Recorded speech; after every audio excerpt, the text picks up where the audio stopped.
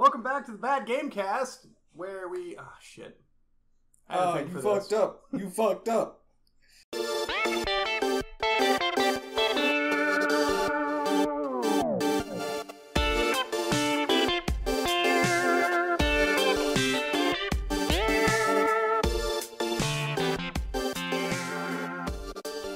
What do we do?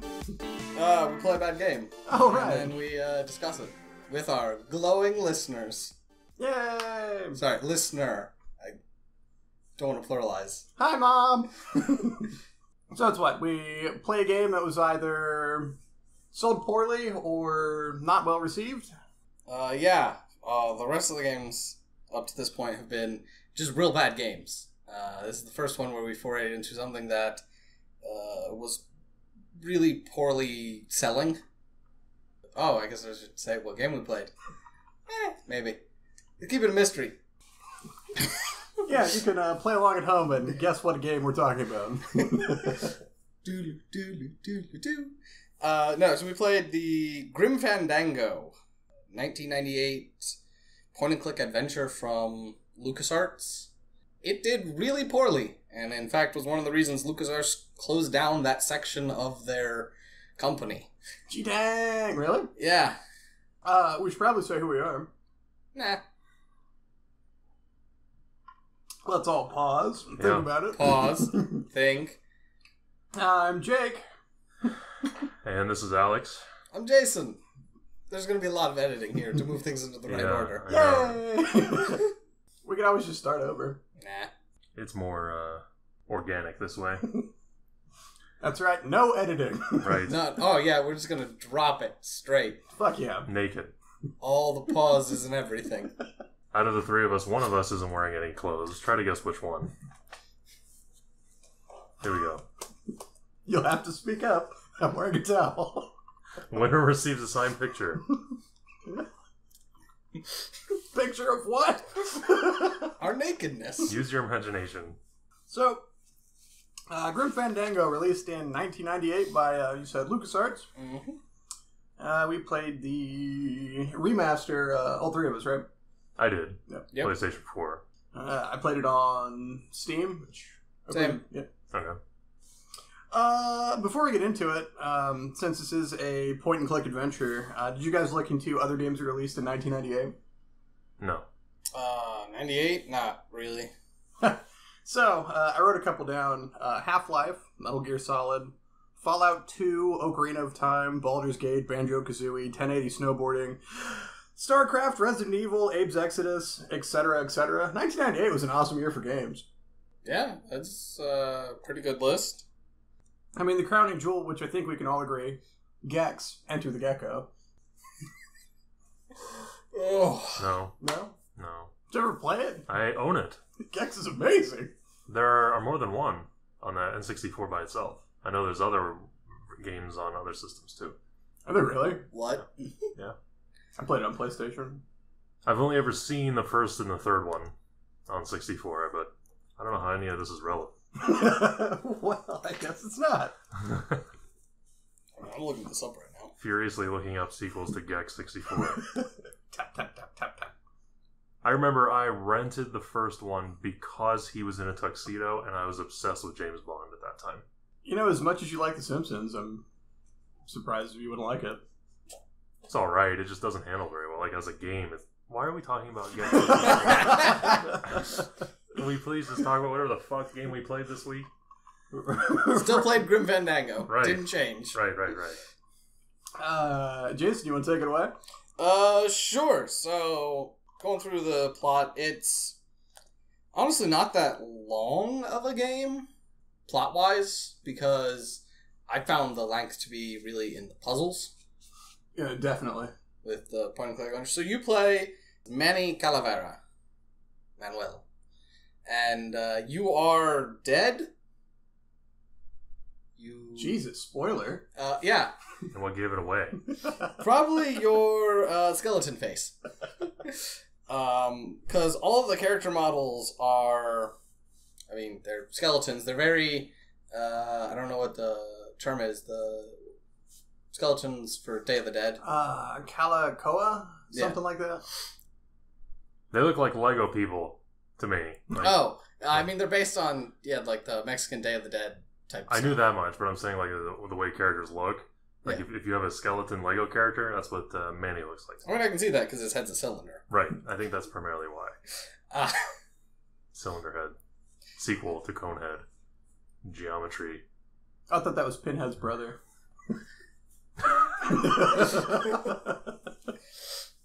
So your penance basically in the afterlife is you sell people afterlife packages. Hot. Yeah. You are a... what do you call them? Travel agent? Yeah, you're a travel agent. Right. Travel agent. Oh, man. So the whole world is based on, I think it's the Aztec afterlife? Yeah, the Wikipedia page says Aztec, but in reading reviews for it, they say Mayan, so... Don't know. But so the idea is you die and then you have to spend so long wandering and recounting for your sins till you reach the actual afterlife. Which would be a 4-year journey. Yes. Mm-hmm. You are selling travel packages to either help people on their journey, maybe shorten their journey, depending on how good of a person they were in life. So, if you get a travel package, and I suppose the worst that we see is that you walk. Jason. Yeah. What kind of travel package do you think you were looking at? I'm pretty sure I'm looking at being a travel agent. Damned to help other people and never get to leave myself. Truly hell for you. At least I'm honest. Yeah. Alright, I'm sorry, go on. So, it opens up, you help a guy get him a walking stick, because he's kind of crap, but you are then confronted with, there's a poisoning. Mass poisoning. Mass poisoning of 2 people? Yeah. Well, maybe. Does that qualify as a mass poisoning? Well, 2 people died. Oh, okay. So, you are trying to get down there. It turns out your driver is sent home. Yep. That's what happens. Your rival, I guess, sales agent sends your driver home. Mm-hmm. And you, as an agent, aren't allowed to drive yourself. Yeah, so you're already running into issues because it seems like everyone's against you and trying to get good clients. Because in theory, the better you can do as a travel agent, the quicker you'll be atoned. Yeah, they don't get super into that. But yeah, is that, do they say that? yeah, I mean, Manny talks about if he sells enough golden tickets, he'll get to be free. It also might just be a scam. I'm trying to get him to sell. Yeah. Well, I mean, it is a scam, but not in that way. As we learn here in a little bit, you go and you meet a car demon named Glottis. He's not a car demon. He's a land demon. Yeah. Who was summoned into existence for the sole purpose of repairing cars. Yeah, no, that's true. So, you get Glottis to modify your vehicle and drive you. And he's very enthusiastic. Yeah, he loves driving. Yep. Oh, man. It's like cocaine to him. Yep. He's got like a flaw. Can't really fit into many things. Although, it was nice that you can make him feel better. Like, just tell him, oh, don't worry. The world's just really small. You're not very big. Right, because Glottis is literally 4 times the size you are. Right. Yeah. But like with the heart of a child. And the mind of a child. Right, yeah. Yeah. No, I think heart of a child's apt because Glottis is an awesome dude. Yeah. Yeah. I think without him, this game would be pretty terrible. Like, as far as, like, he's the, I don't know. It's like you look forward to the scenes with him. Yeah, he's oftentimes, I can't really say comic relief because even when the game's dark, it's not, it's still pretty humorous throughout. Right, he's not the only source of that. It's, maybe he just kind of steals the scene whenever he's in it. Yeah, so Glottis is great, and he eventually drives you to the poisoning where you get some rude old guy. I don't know. Yeah, you get a mean dwarf. Yeah. So You take him back to the travel agency and you literally pack him in a box and ship him. Well, like he's mail. You also tell him that he's scum before you put him in there. Yeah. Mm-hmm. Perfect. Whoa, in Spanish. Perfecto. Nailed it.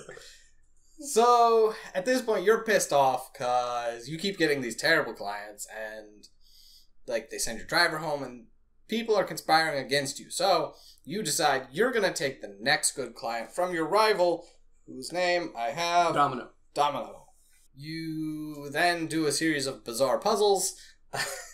Eventually, you basically read one of his messages saying that this woman who is basically saint-like.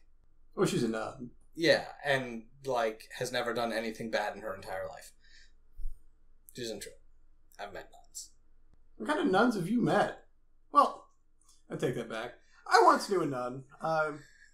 I went to, it wasn't a Catholic school, but I spent some time there. And, Buckle in, kiddos! The, school that I went to, the head nun, Sister Mary Joseph, was 640 years old and hated children. I don't know why she was put in charge of children, because she fucking hated kids. While it wasn't like a school, because we went there for religious education and mental reconditioning, she was the only one that would physically beat children because she liked it. Perfect choice for that position. Yeah. I remember being, man, Mom, the nun hit me with a ruler today. And my mom would be like, well, what'd you do? Well, I didn't do nothing. She beat the shit out of me. What did I get for it? More beatings. It's bullshit. So, yeah, Meche is a nun. Look, if you're 640 years old, I'm pretty sure you'd be pissed too. Probably. But I would not surround myself with a thing that I hate, like children. Or people. Or life at that point. Please just let her die. Like, really. She doesn't want it. She's got all these kids. I don't know where we're going with this, but she's got all these kids running around her at the beginning of their lives, and she's well beyond the end of hers, somehow she's still alive. Come on, man. She's jealous. Go ahead. Right-ho! So, you're gonna take this client, basically, from Domino. Glottis supercharges your car. It's pimped out, you know. Yeah, your car's pretty ballin' by the time he's done with it. Yeah. What is it called? The Bone Crusher Mobile thing? I don't know. It has a name to it, doesn't it? Bone Wagon. Bone Wagon. I like Bone Crusher Mobile myself. Bone Wagon. Like Pussy Wagon. Yeah. Only more bony. Bonin. For bones. For boning. So you take the Bone Wagon and you beat Domino to Meche. You bring her back and you try to see what travel package she's available for. You'd think golden ticket, right? That's the best one. It's a magic train that makes your 4-year journey 4 minutes or something? 4 hours? Mm-hmm. Something like that. Ridiculous this year. So you go and type in all her stuff and it tells you she is available for nothing. She's available for walking. Like she's approved for nothing. Yeah. Okay. Yeah. You can't get her anything other than good luck. Right. And so you go to figure out what is this all about. While you do that, she just leaves and starts walking. She's a good nun or something. And embarrassed, I guess. Yeah. And as it turns out, Domino and your supervisor are super pissed at you because they have intentionally been funneling good clients to Domino and then basically stealing their golden tickets. Well, you don't know that they're stealing them yet. You just know that Domino's getting all the good clients and you don't know why. Yeah. Do you meet the Resistance now? Yes. So you meet the Resistance, who is Ava, your secretary. Well, not your secretary, your boss's secretary, who you treat like your secretary, but she just kind of waves you off every time. She never has any messages for me. I don't understand. Yeah. And Salvador Lemons.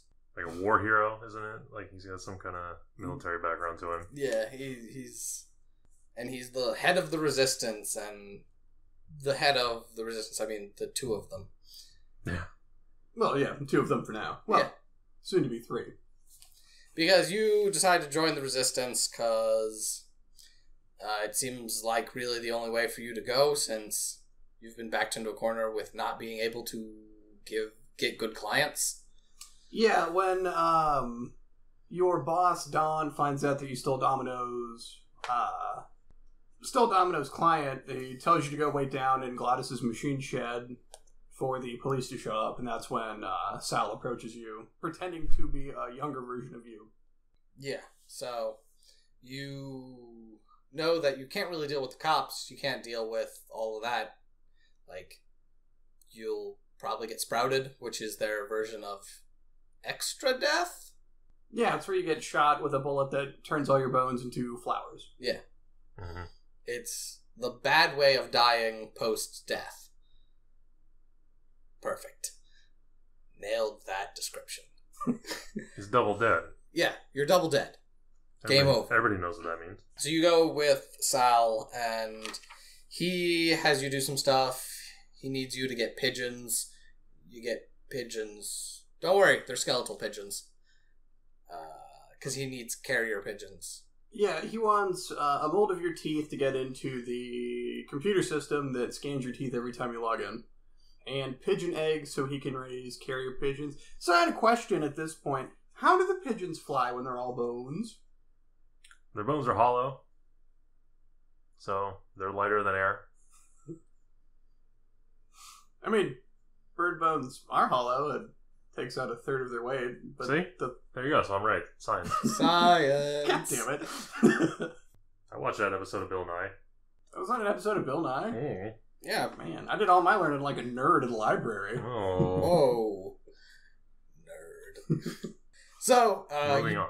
Join the resistance. You get them their pigeon eggs. You get them a mold of your teeth. And they help you flee the city. I have a point to make about Domino, but I'll wait till we get later. Sure, because you just made this weird face, and I was like, it looks like you wanted to say something. That's just my face. But then you just stopped. He's only got one face. How do you make a new one? Well, it's not that hard. You just take someone else's.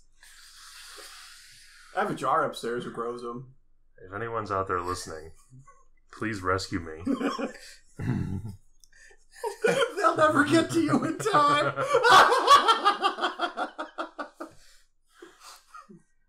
Fine.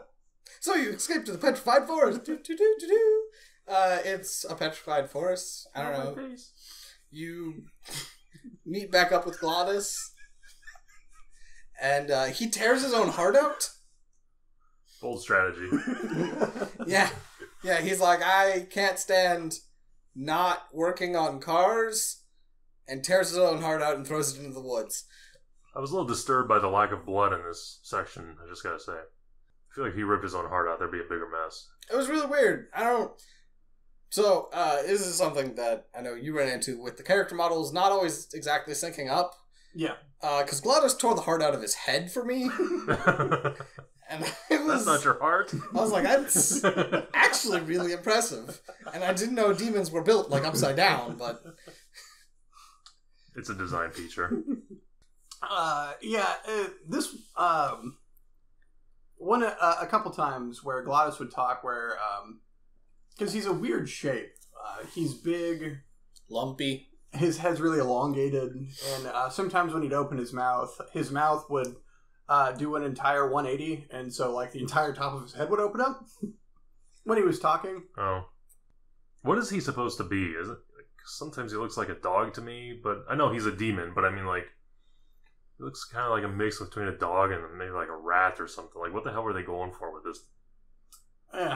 Indescribable demon. Okay, all right. I don't really think they had a. Well, he should look like a dog. He's just some weird looking character. Make him brown and disproportionate demon. Well, because he doesn't really look like any of the other demons that you run into. No. There's the one with the giant purple one with one eye and two arms that works in the office. Mm-hmm. And then you run into him. Looks like a character straight out of Monsters, Inc. Yeah. But, I mean, Glottis kind of does, too. Kind of. I never saw that movie, so I don't know. Weird. How have you never seen Monsters, Inc.? Because I'm not 6? I don't know. I just never seen it. I'll just take your word for it. None of them? Alright. Nope. I know Billy Crystal and Fred Flintstone are in it. No. No? No, take it back. Is that not canon? You mean King Ralph's in it? King Ralph. My God. And now that I've dated myself, Jason, please continue. All right, so you get his heart back. You go through the Petrified Forest. It's mostly just like 4 different puzzles. Oh, Jesus. This is the one where it's got like the... It's like the Lost Woods, basically. I keep popping the sign down. Yeah. Yeah, okay. So there's no real plot there. It's just puzzles. Yeah. The, Spinny, you come across the, power plant, and you've got, siphon that's taking the marrow out of the petrified trees to use for construction in the city of Elmero, which you just fled from. And that one didn't take me any time at all to get through, but that goddamn one with the sign, that took fucking forever. Yeah, because it was hard to gauge, when you had to keep trying the sign. It doesn't really tell you, how many steps you should take before you should check it again. Yeah. So I did a lot of backtracking, oh shit, I went too far, I gotta walk all the way back. So, for that part, I had went, you have to put the sign down in what is essentially a maze for it to reveal a secret door so you can get the key. And then you take that key and you unlock the... Fire Beaver Dam. Fire Beaver Dam, yeah. And I had completed the Fire Beaver Dam the first time I went to it. Where you go and you have the fire extinguisher and you extinguish the fire beavers. Mm-hmm. I was doing that for something to do. I didn't know that was what you were supposed to do. So, I had all that completed and I couldn't open the thing. Glottis, just plow the fucking car through it. Glottis, it's not that big a deal. Now we need to find the key, which took for goddamn ever. Yep. Finally, the fire beavers were the worst part of this for me. So how did you do it? Did you just use the fire extinguisher as you walked across, or did you lure them down to the... you have to lure them You have down. to do that. I was wondering if there was another way to get through it. No, because I tried fire extinguishing them just on top of the dam for a good probably 15 minutes. Okay. Why won't they die? Because you spray them and they run away and they crawl back out of the tar on fire again. And I'm like... Well, yeah, because there's that one that hangs out. Are they forever? They reignite each other. Yeah. But if you go to the side, which I didn't realize there was a side path, why it took me so long, and then once you go down the side path and throw bones to lure them and then extinguish them as they go. Yeah, I had when you show up there, then the one runs at you. I hit him with the extinguisher, and then to try and get around them, I found the side path, and then you can just pick up bones. So I was just tossing them, and then they'd come along and jump, and I'm like, oh, I wonder if I can put them out when they jump, and I would. And I was just I'll just clear through the rest of them and then see if I can lock it. Easy peasy. Yeah, it just took some timing. Something squeezy. Such a sleazy. So that takes you to Rubacava. Rubacava. Right. It's got a shitty little, diner lighthouse. Automat. Sure. Those words. You talk to the guy there. It's the guy you gave a walking stick to earlier. Oh, right. Yeah. He's waiting for his wife. And you're like, man, alright, I'm waiting for Meche. So then you go and walk out in the fog and promptly fall off a cliff into the water. Thankfully, you're already dead. So falling off a cliff into the ocean doesn't kill you. You get fished out by a salty old sailor. And he is really impressed with your bone wagon. Yeah, he strikes up a conversation with Glottis over the bone wagon. Yeah, so they're bonding, and you talk to him for a bit, and you're like, hey, I'm looking for Meche, and he's like, well, you can check the logs, and the logs say that, well, what's this dude's wife has already left? Because he's waiting for her, but she actually got there first and booked it. Yeah, with some other dude. Yeah. So you go tell him, and he's like, I'm going to go chase after her, and leaves you in charge of the... Automat. Laundromat. Yeah, that's what I said. So... What is he saying? I don't know. I'm just sitting here oh, it's fine. I mean, I'll figure it out. And goddamn, I don't know what you're saying. It sounds like automatic. Automat. What is an automat? Is it like where, a like, rug that cleans itself? The food comes out, and then you just like take the tray off. Okay. Man, how do you learn Oh, those words? no, that's the actual right word. Man, someone's been going to school or something. Lord. Nerd. I learned that in my childhood at the library. Stop your book learning. So you take over the automat, and it goes, zoom out, 1 year later. Zoom in. So this is the first of many time lapses, and Oh, yeah. a year later you are running the Calavera Cafe. And casino.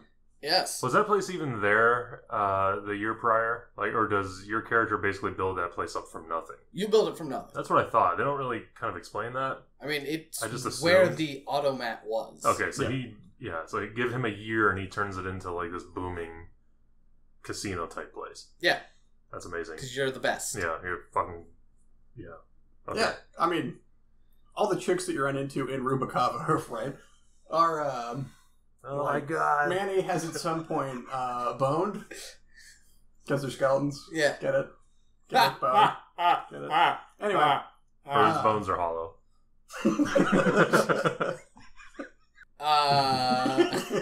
Yeah, I'm done. So then there's the rest of the game, and I guess we're done. Oh, No. God, it's fucking hot in here, dude.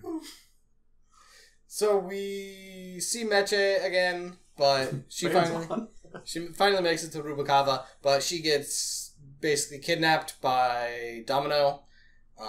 You try to catch them on the boat, and she hits you with a bottle of wine and knocks you off the boat. Champagne. Might be. Could be wine. I don't think it ever zooms in on the label. Could be sparkling It water. doesn't, but Manny complains about it later. Yeah. She hit me with the champagne. Sure. So you're going to chase after her, and you have to get on a boat to chase after her. This is a large section of a lot of just like a lot of puzzles. Yeah. This fucking took me forever. Yeah. It might be the longest section, just straight section in the game. Mm-hmm. We're at year 2 at this point, right? Yeah. Yeah, this is it. There's a lot of stuff to do, and it's all kind of open, whereas in a lot of the later areas, it's much more pretty straightforward. Linear. No. The sun is literally baking this room.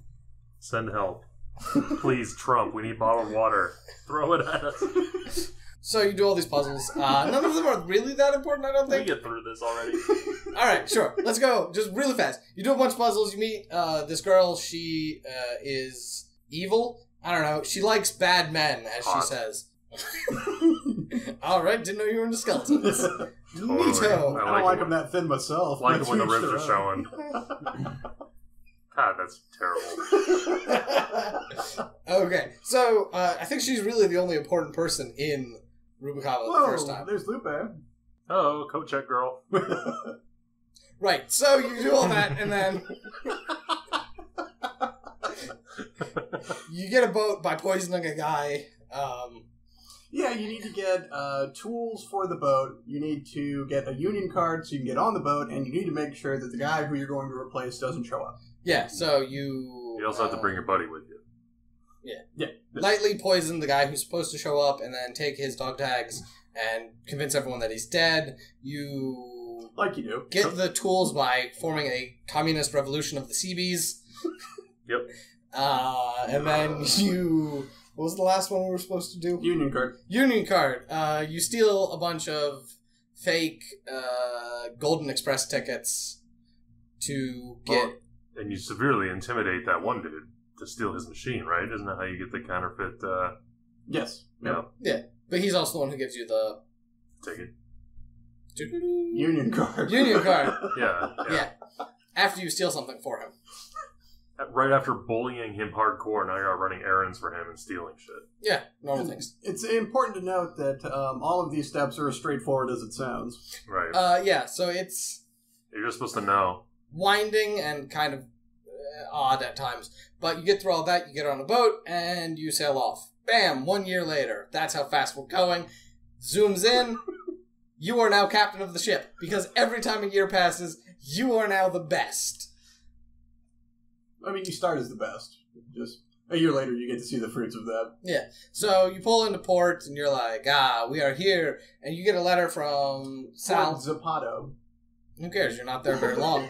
Because you get a letter from Sal that says, hey, don't pull into port. There's assassins.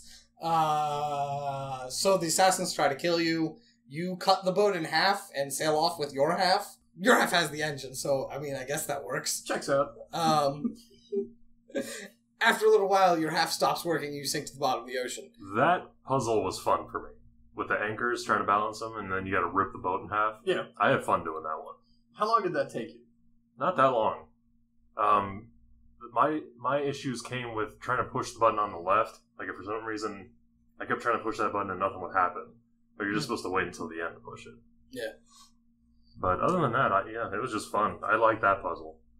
I had the anchors twisted together, Mm-hmm. or like they locked together, but I couldn't figure out what to do with them. Oh, yeah, you gotta It's pin them to the side of the boat. It took me a while to figure out you have to take the scythe to pull the anchor in. Yeah, it helps when you actually go to the windows. It took me a little while to figure out I could, but once I did, it was no big issue. Yeah. So then your boat sinks, you meet Jake's favorite character. Oh, fuck. I didn't write this, The Lantern Boy. This little light of mine. Shut up. I didn't write this guy's name down because I hate him. Sure, I'm going to go find his name now. I love what Gladys does to him, though. Just picks him up and like, alright, let's go. I got him. I know his name. That's another one of those where that puzzle took me way too long. And the literal only reason I figured it out is because Jason is like, yeah, just have Gladys pick him up. Chipito! Oh. Yeah, that fuck. This little line of mine. Kill me. Yeah, so he is this weird sea dude with a lantern on his head. And you can't go into the dark because there's monsters. The monsters were actually really cool. The monsters were cool. So it reminds me of that one Pokemon. What is that Pokemon? It's like from Gen 2. It's got Ghastly! It's got the lantern on him. Pikachu. I assume you're talking about Lantern. Charmander. Yeah, it is a lantern. That's who he reminded me of. Continue. So you pick up the guy. Well, you have Gladys pick up the guy, and you use him basically as your light source, and move to the something Pearl. The Pearl, yeah. Yeah, you go to the Pearl. It's a submarine. You hitch a ride because the submarine is actually filled with a giant squid or octopus. Don't know. Octopus. Sure. Yep. Filled with a giant octopus who propels the submarine to the end of the world. Seen enough hentai, right? Seen enough hints. I know where this is going. That octopus has got my submarine. How you doing, everybody? Doing great. You get to the end of the world. Here you find Meche and Domino. Domino has told Meche that you work for him, and he's like, yeah, you're going to work for me now.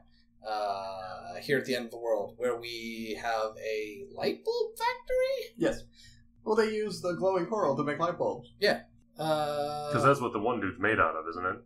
With his lantern. His lantern is the glowing coral. Yeah, it never goes out. Yeah. You know, it's at this point where I wondered, because Manny fucking hates Domino. Yeah.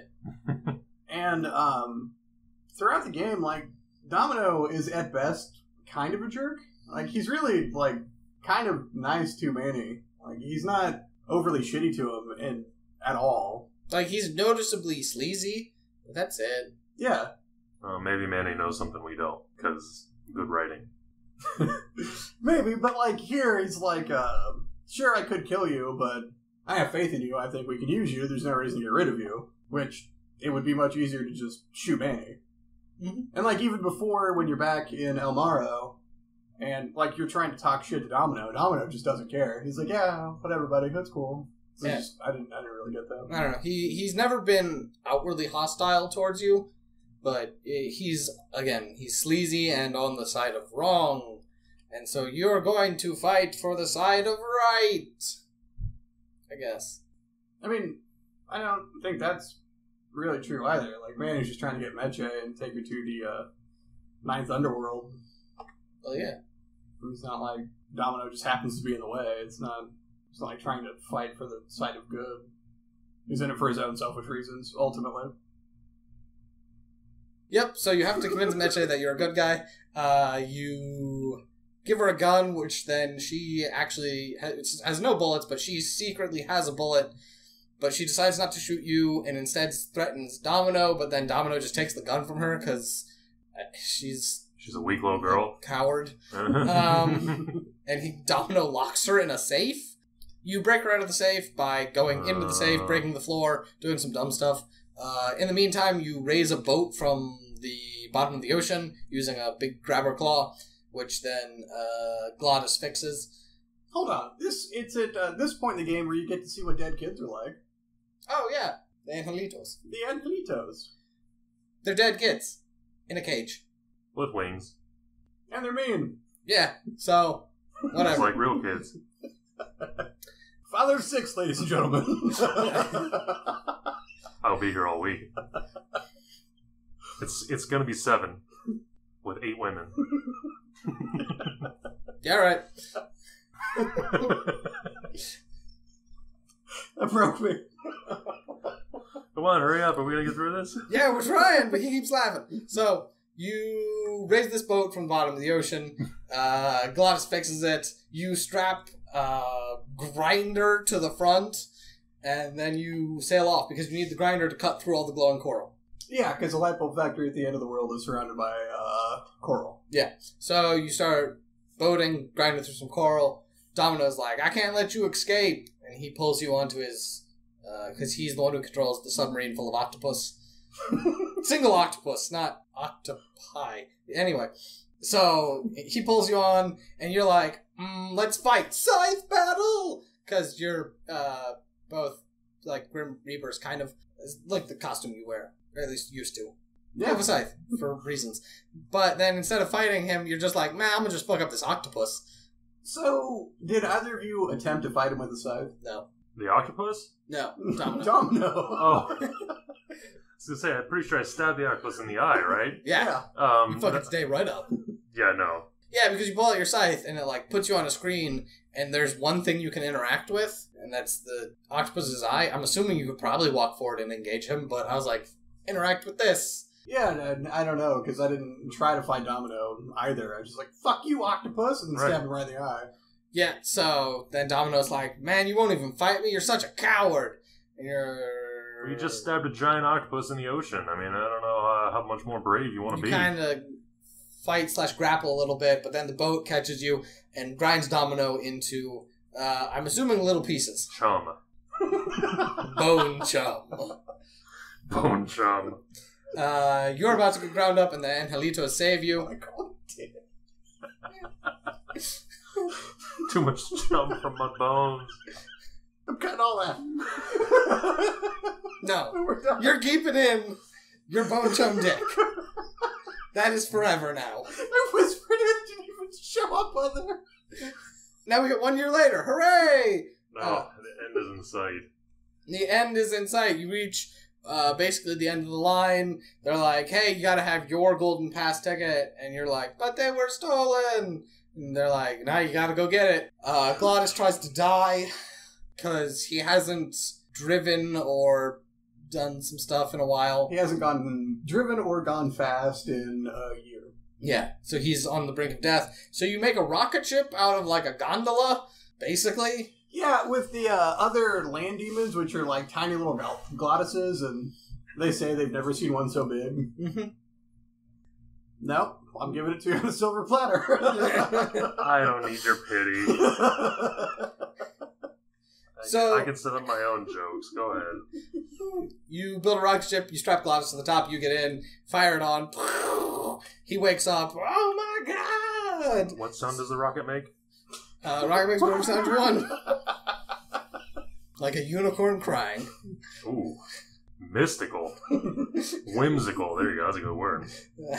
Whimsical. So the rocket car crashes and takes you back to Rupakava. There's basically nothing to do this time around. You get a ship in a bottle, fill it with booze, and you feed it to Glottis. Feed it to Glottis. He vomits all over because you need to get in the car, but the car's trapped. He vomits all over the trap, and then you freeze it with liquid nitrogen. You just glossed over the most important part there.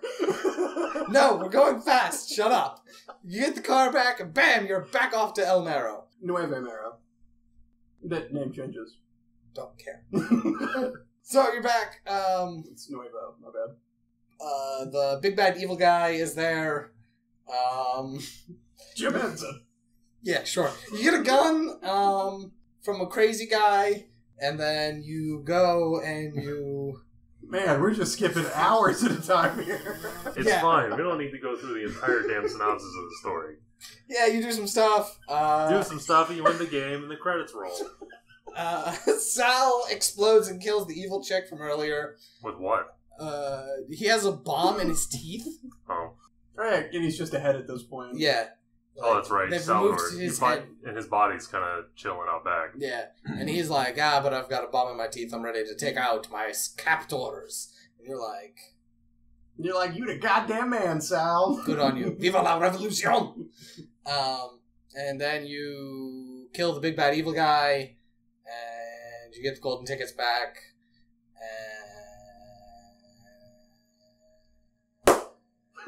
and that's it. You make it to the end. You and Meche get on the train, and I assume Bone on the way there. Yep, you get that bone paw the whole way. Because she's like, will we be together in the Ninth Underworld? And you're like, no one knows what happens in the Ninth Underworld. That's why you got to do it here. And then you pull down the window screen, and that's the end. Is that his come on line? Like, is that what is he trying to seduce her with that? Oh yeah. You don't know what happens in the 9th level of hell, so let's just do it right now.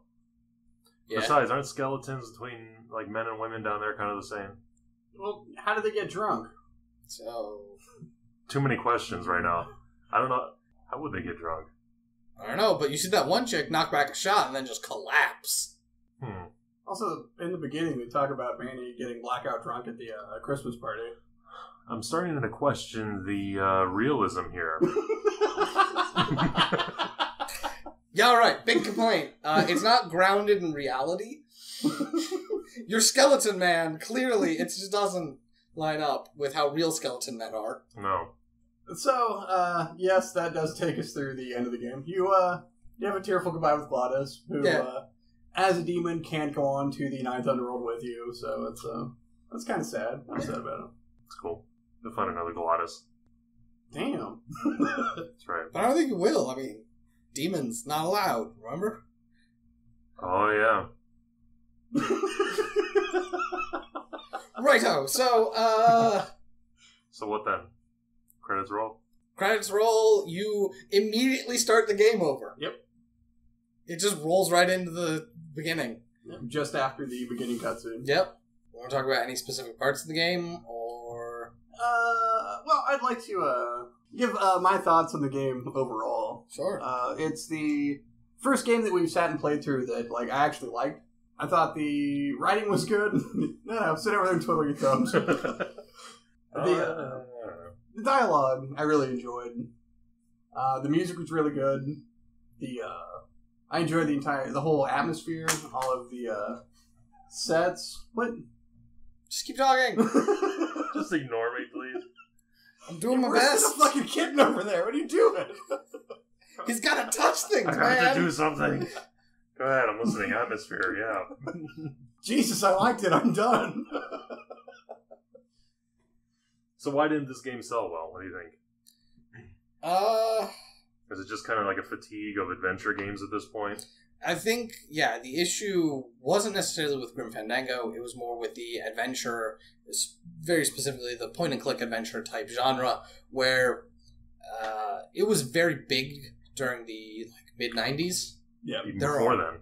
Yeah. I mean, because it allows you to do some interesting and complicated things without having a ton of stuff running at once, so it's easier on the computer to run it.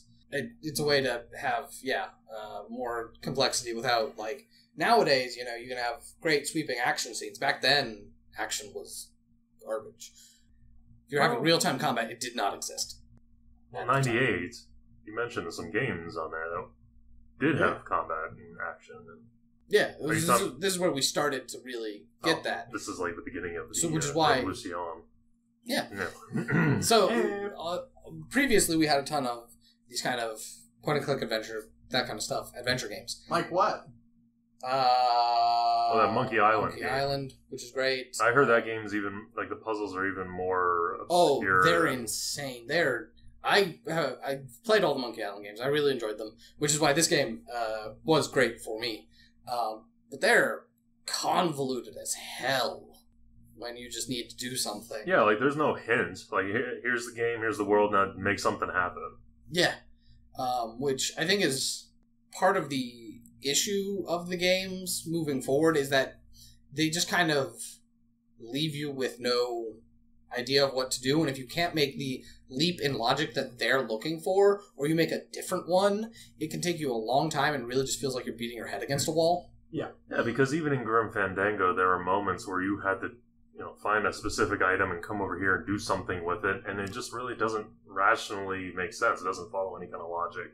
Yeah, and so... Like you mentioned that puzzle where you had to use the axe to drop it on the floor to break a hole in the floor. Mm-hmm. Like, that was something... It took me a while to kind of realize what the hell I was supposed to do there. Like, oh, there's an axe in the next room. What am I supposed to do with that to break through the floor? That was one of the many things I did on accident. Like at the very beginning where you take the playing card and have to punch holes in it. Right, that too. I did that on accident. Who does that in real life? Well, let me hole punch my playing cards. Well, you were marking them. How do you mark your cards? No, Something not so obvious. I did that. Fair play. Eventually, I didn't do that on accident. I did that on purpose because I had the playing cards, and I went to do the thing you're supposed to do with them, and you slide it in there, and it rattles, and then it sucks your playing card away. And Manny goes, the air resistance is too much. And I'm like, what? And then I spent a little while wandering around, and then I found the hole punch, which is like, I guess I'll punch some holes in the card. Couldn't he have just taken a pen or a pencil and just poked the hole through the card? Oh, yeah. Could have used your scythe, probably. Maybe he was just embarrassed to be seen trying to poke holes in playing cards on his giant scythe. So, I mean, that's part of the problem, is he was embarrassed. Could you have used the scythe? Yes, but they make you use the hole punch. You have to find their solution, not a solution. That's a really good point. So while I definitely enjoyed the game, I think it kind of shows how since then adventure games haven't really made a comeback. There have been a few here and there. Telltale is the biggest thing I can think of. But, I mean, it's nothing compared to what it was. Even then, that's a progression from where... Yeah. Yeah. It is not the same style, but those are kind of point-and-click adventure. No, it's definitely similar, yeah. So that's I really think that the genre kind of ran its course, and people realized that the, at times, obtuse puzzles were just not that fun, because if you got hung up, if you couldn't figure it out in 10, 15 minutes, an hour, at what point do you just give up? Yeah. So, for me, it's a half hour. Like, the point where I'm beating my head against the same spot for a half hour, I move on to something else. Yep. So I think that's definitely something that you see a lot in game design now, is that they don't let you get completely stumped by a part. Eventually they'll give you hints or that kind of stuff after a certain number of deaths or a certain period of time trying the same thing, that most games now give you that out. Whereas back then, no. As you said, they just kind of drop you in and go. It's like that argument of games were harder 20, 25 years ago. Mm-hmm. They don't hold your hand as much as games do now. And that's why this game really felt like a throwback. There were a lot of point-and-click adventure games that came before this, and I know Grim Fandango is one of the more accessible ones. But, yeah, I mean, this kind of feels like an older game. It just really doesn't hold your hand. It doesn't spoon-feed you the story. You kind of have to go through all the dialogue, and there are hints as to what you need to do in the dialogue, but only if you're thorough and you exhaust all your options. So, yeah, it's not very accessible. But yeah, overall I enjoyed the game. Again, I really liked point-and-click adventures. It's what one of the things I played growing up on my computer. So I played all the Monkey Islands there. So this was kind of up the same vein. I haven't played them in a long time, so it took me a while to get back into the swing of things. Of just it's often faster once you've figured out part of a puzzle to just brute force the other part. Just use the items in your inventory and try to use them on, like, everything that you can interact with. And there draws comparisons from me, and I mentioned this to you, is it feels like Resident Evil without the zombies. Yeah.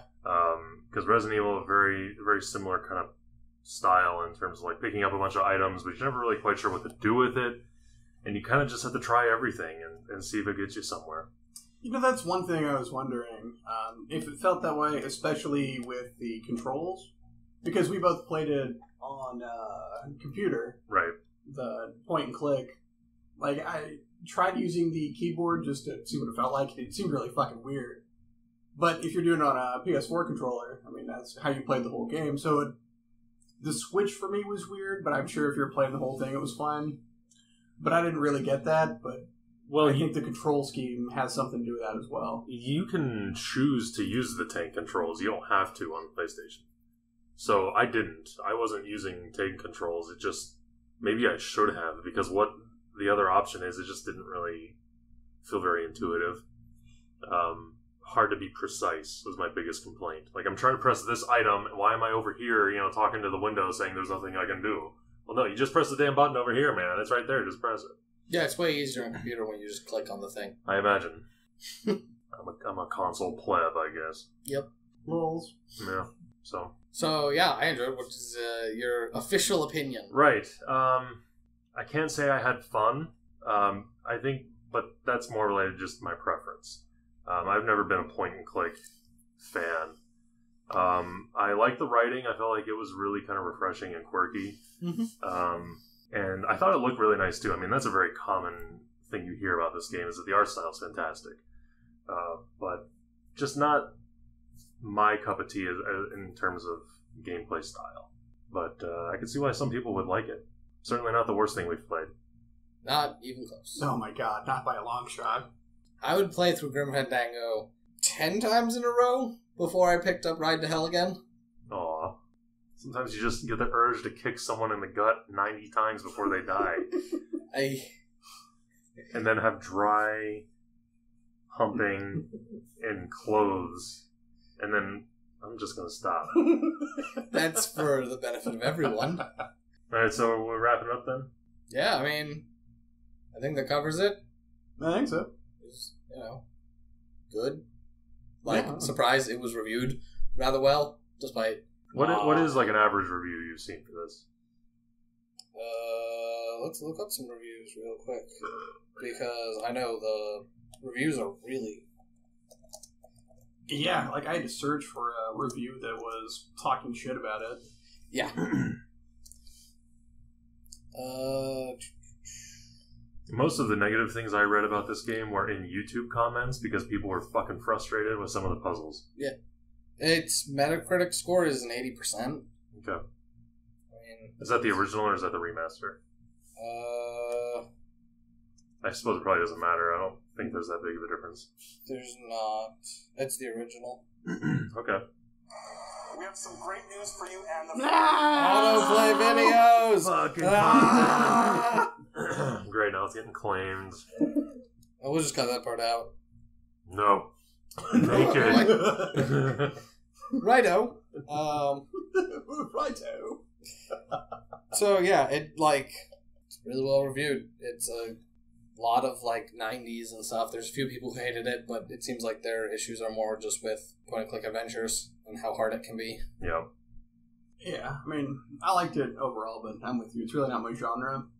I haven't attempted a point-and-click adventure for literally 20 years. After playing this one, I'm not going to seek any out, but I did enjoy this one. No, this game did not change my mind on point-and-click. No, I enjoyed them, when I was growing up, but I haven't played them in years because I don't know, it doesn't feel like something I ever really need to go back to. They were fun. I had fun with them, but they're not a lot of fun still. It's a lot easier when you're a kid and have endless hours to just beat your head against the wall. Now I'm like, I got stuff to do. Alright, so that about does it? Yeah. Yep. Alex, where can folks find you?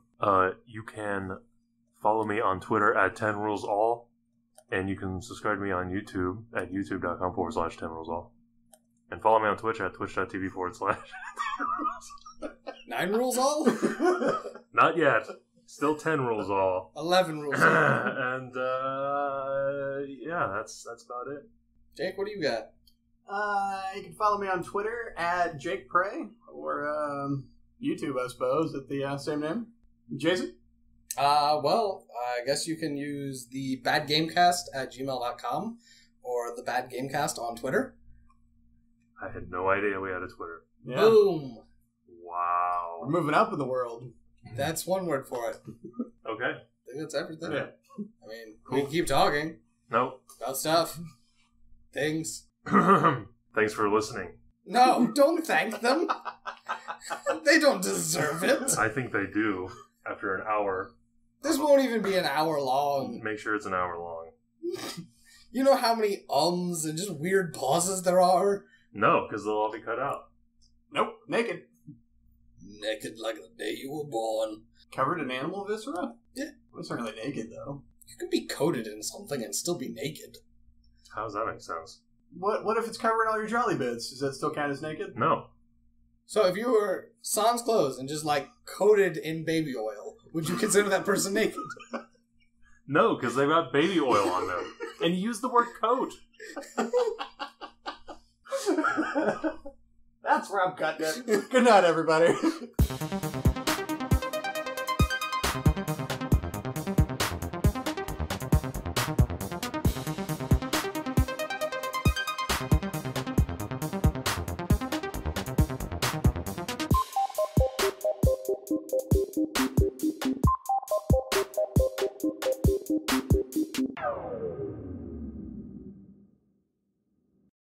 Rubacava. Rubacava? Rubacava. Rubacava.